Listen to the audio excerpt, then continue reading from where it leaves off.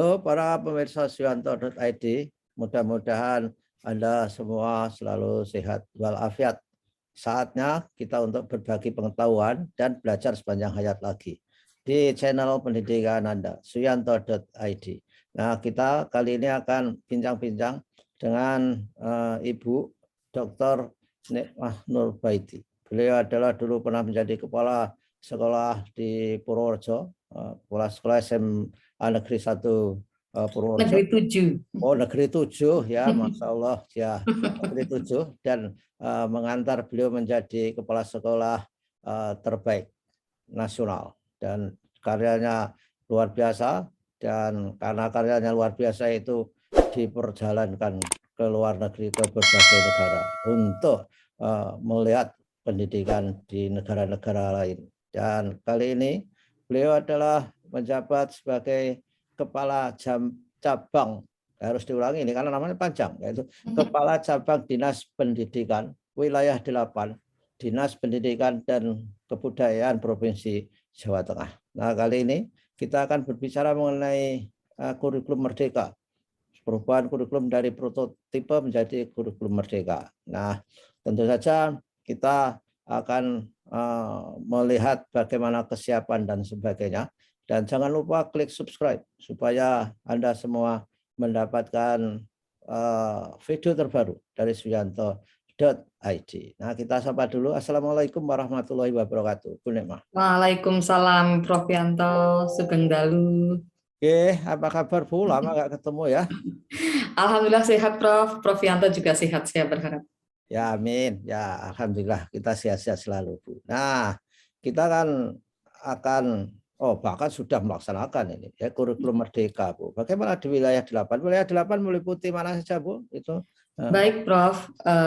Wilayah 8 meliputi Kota Magelang, Kabupaten Magelang, Kabupaten Temanggung, dan Kabupaten Purworejo. Oh, banyak juga, Bu ya, jadi wilayahnya. Nah, gimana kurikulum penggeraknya? Apakah sudah dipahami oleh semua sekolah, sudah disosialisasikan, dan sekolah-sekolah itu merasa siap untuk melaksanakan? Bu, gimana? Baik, Prof. Untuk kurikulum merdeka yang kemarin baru diluncurkan Menteri Pendidikan dan Kebudayaan, Ristek dan Teknologi di Indonesia, diberi nama kurikulum merdeka. Namun sebelumnya pernah diberi nama kurikulum paradigma baru, di awal-awal dikenalkan, kemudian kurikulum prototype. Nah, kurikulum ini sudah dilaksanakan di Capin 8 untuk SMA, itu di SMA Penggerak. Baru ada 3 SMA penggerak di Kabupaten Temanggung, yaitu Kabupaten Temanggung itu SMA 2 Temanggung, SMA Candiroto Temanggung, dan SMA Pringsurat Temanggung.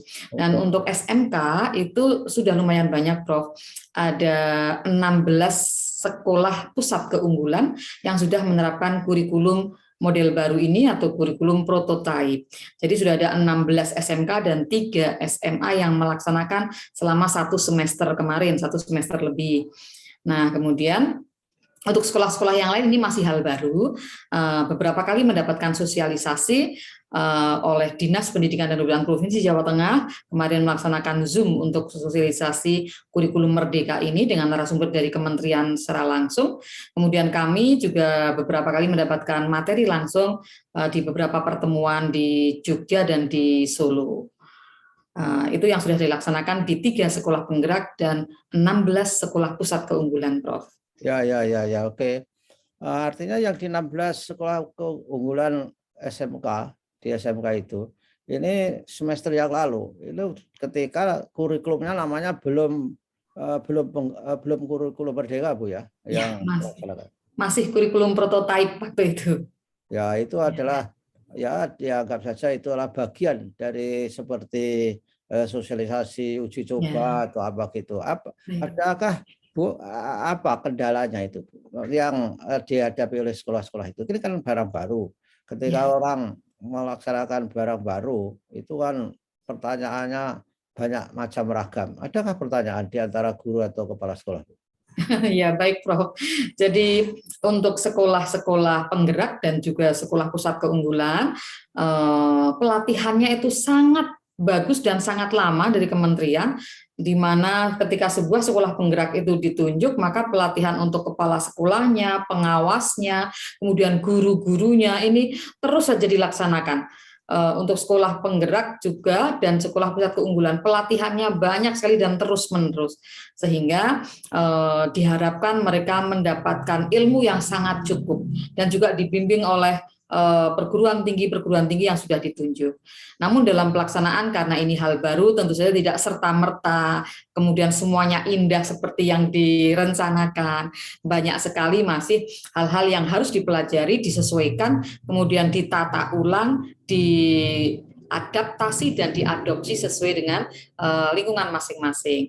Banyak hal baru yang membuat sekolah juga harus bekerja sangat keras, kemudian berpikir sangat keras, menerjemahkan kebijakan-kebijakan menjadi praktek nyata di sekolah. Begitu, Prof. Ya, kita paham soal itu. Saya kira wajar itu, bukan aib ketika sekolah dengan program baru kemudian mau memulai itu, tentu saja masih bingung. Witing bisa jalaran soko bingung mungkin Bu ya. Jadi ini merupakan hal yang terbiasa. Nah, sekolah penggerak itu kan dibandingkan sekolah yang ada di wilayah 8, perbandingannya bagaimana Bu? Itu kira-kira ada 1:10 atau 1:5? Baik, Prof. Jadi untuk sekolah penggerak itu yang dipilih waktu itu berdasarkan kabupaten. Nampaknya program pemilihan sekolah penggerak itu memang tidak masif untuk seluruh kabupaten. Jadi ada kabupaten-kabupaten yang ditunjuk untuk melaksanakan sekolah penggerak. Nah, untuk Cabin 8 tahun-tahun kemarin baru Kabupaten Temanggung, sehingga hanya 3 sekolah yang terpilih. Nah, mulai tahun kemarin, tahun ini Kabupaten Magelang, dan kemudian Purworejo ini sedang untuk pendaftaran. Jadi yang sudah melaksanakan baru 3, dibanding SMA-nya negeri dan swasta ada 98. Tentu saja ini masih sangat jauh untuk untuk memulai bersama-sama atau nanti untuk memberikan pengimbasan ke banyak sekolah itu. Kalau yang SMK, 16 SMK pusat keunggulan dari 126 SMK negeri dan swasta seluruh cabang dinas. Oh, jadi artinya sekolah penggerak ini masih minim sekali dibandingkan dengan kebutuhan untuk melaksanakan kurikulum merdeka ini, Bu. Betul nggak, Bu? Baik. Betul, Prof. Kalau dilihat dari jumlah masih sangat jauh. Nah, di sana di sekolah penggerak dan pusat keunggulan memang memiliki tugas namanya pengimbasan. Jadi setiap sekolah yang telah melaksanakan program sekolah penggerak dan sekolah pusat keunggulan wajib melaksanakan pengimbasan. Nah, itu yang sekarang dilaksanakan di wilayah kami. SMK pusat keunggulan melaksanakan pengimbasan untuk SMK lain yang belum melaksanakan sekolah pusat keunggulan atau untuk bersiap-siap melaksanakan kurikulum merdeka. Nah, Bu, untuk mengimbaskan itu kan sekolahnya sendiri juga harus sudah beres ya di sekolah penggerak itu. Nah, bagaimana? Punya masalah nggak? Misalnya SDM-nya sangat terbatas, kurang, sehingga pengimbasan itu tidak bisa berjalan optimal. Ada nggak hal seperti itu? Ya, Prof. Ini yang untuk SMK yang sudah berjalan bagus karena jumlahnya lumayan banyak.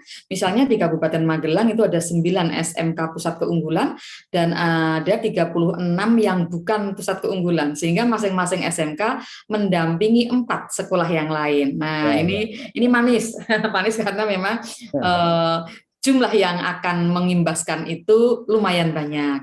Kemudian untuk Kabupaten Purworejo ada 3 pusat keunggulan untuk sekitar 40 atau 30 sekian SMK. Di Temanggung 2 pusat keunggulan, di kota ada 4 sekolah pusat keunggulan. Ini berjalan lumayan bagus yang SMK karena memang banyak SMK-nya yang sudah menjadi sekolah pusat keunggulan, sehingga pengimbasan sudah dilaksanakan di Cabin kami mulai dari bulan ini, minggu-minggu kemarin, dan tadi kami membuka beberapa kegiatan untuk pusat keunggulan, berbagi, sharing, mengimbaskan ke sekolah yang lain. Nah, PR kami adalah untuk yang SMA, Bro, karena sekolah untuk 98, kemarin sudah dimulai dengan bersama jadi satu forum ketika masih PPKA masih level 1 bagus, kita mengumpulkan semua kepala sekolah, kita sampaikan hal-hal yang urgen di situ, dan ini mulai di beberapa kabupaten. Begitu, Prof. Nah, itu kan kurikulum Merdeka itu kan optional. Ya. Itu menu opsi, bisa dijalankan, bisa tidak. Adakah yang memilih tidak menggunakan kurikulum Merdeka di wilayah 80? Ya, Prof, ini karena baru disosialisasikan baru ini, sehingga kami sampaikan besok itu untuk tahun 2022, 2023, 2023, 2024 sebetulnya sekolah boleh memilih masih kurikulum 13, kurikulum darurat, atau kurikulum Merdeka. Nah, sampai saat ini mereka belum memutuskan karena kan masih ada waktu 1 semester ini, Prof, untuk belajar, untuk memahami, untuk mencoba mempraktekkan, untuk sampai menyusun kurikulum operasional sekolah. Harapannya nanti pada bulan Mei lah, paling tidak Mei, Juni, kalau mereka sudah belajar banyak, mereka sekolah akan mampu menentukan apakah mau belajar bersama-sama teman untuk memulai kurikulum baru ini, atau wah tetap saya stay di kurikulum 2013 atau mau menggunakan kurikulum darurat COVID. Sampai saat ini belum ada yang memutuskan, Prof, masih sosialisasi, begitu, walaupun teman-teman mengatakan nampaknya akan mencoba bareng-bareng dengan teman-teman untuk yang kurikulum Merdeka. Ya, Bu, ketika untuk sosialisasi itu kan melihat sekolah penggerak yang demikian sangat minim dibandingkan dengan SMA yang ada, 3 untuk 98, itu kan hampir mustahil untuk melakukan dengan baik. Jadi prioritasnya seperti apa? Sosialisasinya bentuknya apa, Bu? Webinar, pakai Zoom, seperti itu, apakah ada cara lain, Bu? Oke, yang pertama kemarin untuk mengenalkan overview-nya menggunakan Zoom, ketemu langsung, Prof, pada waktu level ini masih sangat bagus. Pada waktu level 1 kita masih boleh mengadakan pertemuan, kepala sekolah dari sekolah penggerak menyampaikan overview kurikulum. Nah, kemudian mulai sekarang saya sebagai pejabat di dinas mempelajari betul, kemudian kita datang, kita monitoring, kita wawancara, kita melihat semua dokumennya, kemudian kita mempelajari, kita menyampaikan overview juga di beberapa pertemuan dengan kepala sekolah, sehingga mereka sudah memiliki insight ini. The big difference antara kurikulum lama dan kurikulum baru, hal-hal pentingnya apa, sehingga ini sudah paling tidak membuka overview-nya. Kami juga mendapatkan pelatihan-pelatihan di beberapa kesempatan, itu kita sampaikan, kemudian diberi contoh-contoh langsung dari sekolah penggerak yang bisa nanti dilakukan guru. Nah, saat ini beberapa sekolah sudah mulai nanti akan berkunjung ke sekolah penggerak. Jadi ada yang modelnya sekolah yang belajar akan berkunjung ke sekolah penggerak, Prof, atau narasumber dari sekolah penggerak, beberapa guru yang sudah melaksanakan nanti akan berbagi ke sekolah-sekolah lain. Demikian, Prof. Maaf, di sekolah penggerak itu kan ada program guru penggerak. Adakah hubungannya itu? Apakah semua di sekolah penggerak itu semuanya guru penggerak? Kan tidak begitu. Karena guru penggerak kan jumlahnya juga sangat sedikit dibandingkan kebutuhan.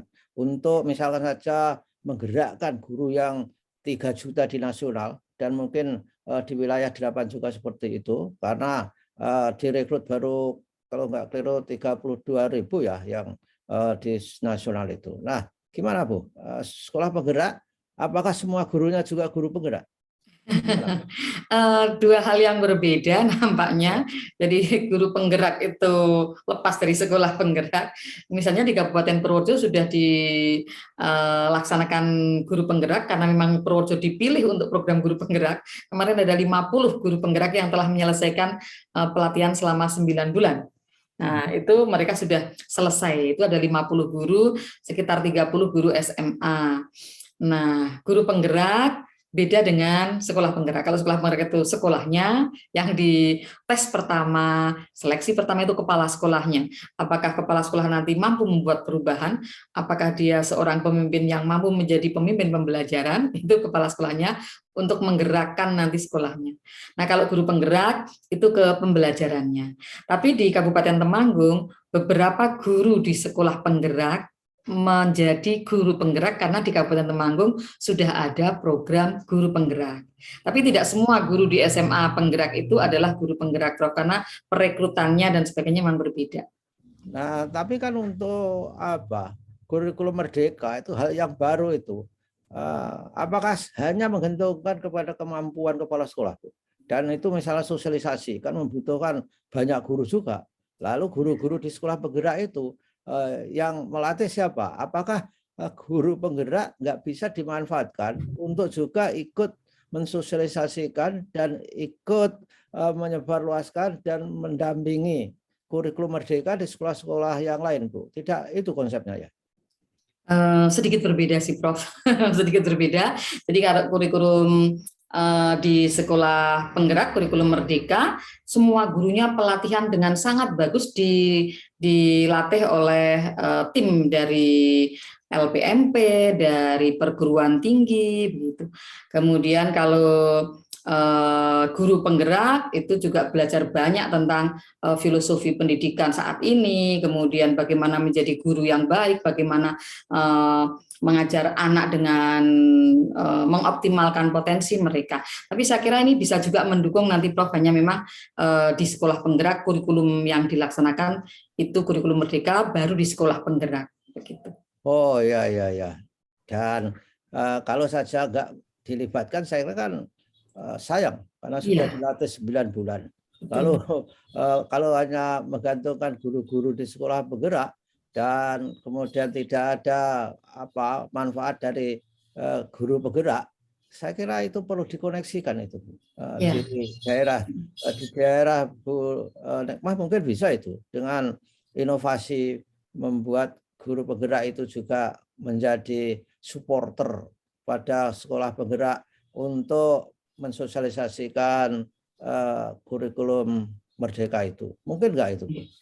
Betul, Prof, mungkin sekali karena guru penggerak itu setelah pendidikan juga sangat bagus materi-materinya, itu hal-hal baru yang mungkin dulu di berbagai pelatihan belum didapatkan. Tanggung jawab dinas dalam hal ini adalah bagaimana memberdayakan guru-guru yang sudah sangat kompeten, sudah dilatih itu untuk menjadi narasumber di berbagai kegiatan untuk mampu menggerakkan teman-temannya. Nah, kemudian yang mereka butuhkan adalah forum. Pertanyaannya, siapa yang akan memberikan forum? Nah, ini di level sekolah guru-guru penggerak sudah diberdayakan oleh kepala sekolah. Tapi karena tidak semua sekolah memiliki guru penggerak, kemudian juga guru penggerak itu basisnya tidak mapel, maka kepala sekolah sudah menggerakkan guru-guru penggerak di sekolah masing-masing. Nah, tanggung jawab dinas memang memberikan forum kepada mereka untuk lebih berdaya menggerakkan guru-guru di kabupaten lain juga yang belum mendapatkan pelatihan. Ketika kami di berbagai kesempatan ditanya apa yang akan dilakukan dinas adalah memberdayakan guru-guru penggerak dengan memberikan forum untuk berbagi, sharing, dan juga menggerakkan teman-temannya. Demikian, Prof. Ya, jadi guru penggerak itu yang dikuasai keahliannya itu bukan berbasis mata pelajaran, lebih banyak pada manajerial dan leadership dalam bidang pendidikan. Apakah begitu, Bu? Iya, Prof. Jadi bukan karena pelatihannya juga campur antara guru TK, SD, SMP, SMA. Jadi bukan seperti dulu waktu kami di MGMP itu kan bahasa Inggris, matematika begitu ya. Jadi kalau mereka nanti bisa lintas karena memang mereka mempelajari hal-hal baru, bagaimana mendidik untuk anak-anak secara optimal.